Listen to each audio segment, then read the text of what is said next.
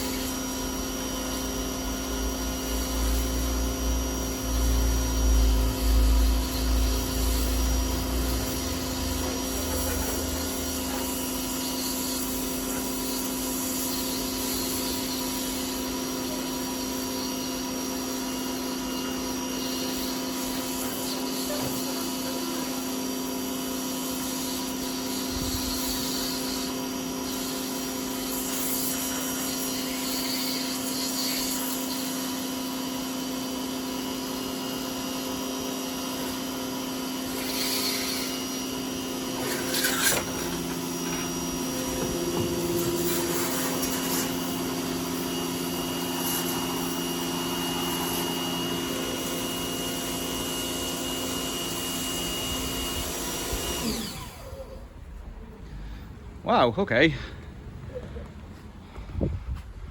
That's pretty good. So according to the timer that I could see on the screen, that took 4 minutes, which is a damn sight shorter than before. Now, I didn't get all the bird poo off.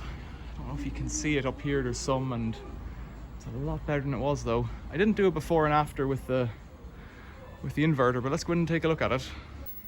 So the 9 panels that I just cleaned are on this inverter, and they're now making 1677, and I think it was about 1200 before, so it's a 50% increase in performance for what's taken me about half an hour to figure it out.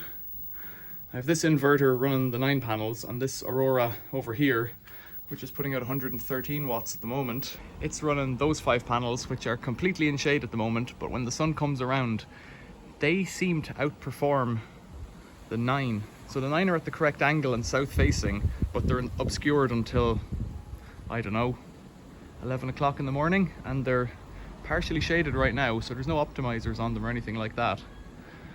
These aren't obstructed by anything once they're in the sun.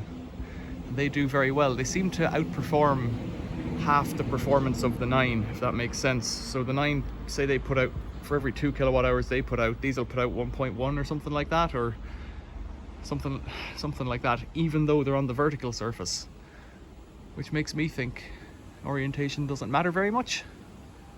But ultimately, a proper south-facing orientation would be ideal, with no obstruction and no detritus. Let's take one last look at this hose. It's an aluminium pole with a length of copper pipe cable tied to it, and I've just chopped off the hose in the middle. Now you could, I've seen brass or stainless steel pipes instead of this plastic. This is a cheap one that I'm sure I found in a skip and didn't mind sacrificing. But if you could get one that was stainless steel with a known size, you could put a proper coupling on it. This was leaking when I was using it and making my leg and hand wet, but I'm willing to take that hit. I could put some tape on it just to deflect the water, but it really doesn't matter if I get a little bit wet for a few minutes. I'm really quite pleased with this. It's worked very, very well. And at this end, it's just the nozzle, and you could see it jumping in the sky. Like it'll hold itself up there. You don't really have to hold it, and if you can rest it kind of sideways on the solar panels, it seems to stay there quite happily. The one issue that didn't occur, which I'm quite pleased with, is that it didn't bounce off the solar panels. You need to be ready for that, and it didn't happen, and that's what I want. But if it was to hit the solar panels, I guess, being a metal tip on the end of the nozzle there, it could damage them. I avoided that, and that's all good. So, questions or comments, leave them below. If you know of a better way for cleaning these panels, I think there's rotating brushes you can get that work off a hose pipe and all. But all of those things suffer from the fact that you have to buy something. I've had this roll of copper pipe in my shed for maybe 5 years, and everything else was lying around in the workshop. Questions or comments, leave them below. Thanks for watching. See you later.